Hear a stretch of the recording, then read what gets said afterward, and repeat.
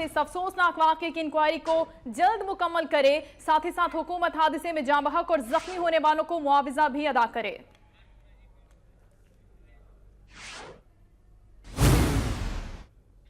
अभी आपको शिकारपुर से खबर देंगे। ईद के रोज गिरफ्तार मुबैना खुदकुश हमलावर अदालत में पेश कर दिया गया।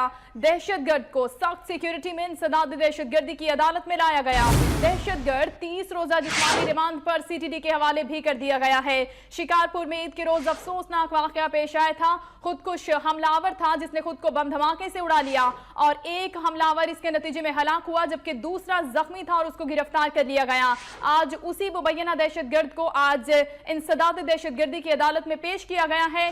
सख्त सिक्योरिटी में इसको इंसदाद दहशतगर्दी की अदालत में लाया गया। इस दहशतगर्द को 30 रोजा जिस्मानी रिमांड पर सीटीडी के हवाले भी कर दिया गया है और मजीद अहम इंकशाफात इस हवाले से होना बाकी हैं। शिकारपुर से आपको अहम खबर दे रहे हैं। ईद के रोज गिरफ्तार मुबैना खुदकुश हमलावर आज अदालत में पेश कर दिया गया। इस दहशतगर्द को सख्त सिक्योरिटी के हिसार में इंसदाद दहशतगर्दी की अदालत में लाया गया और अदालत ने 30 रोजा जिस्मानी रिमांड पर इसको सीटीडी के हवाले कर दिया है।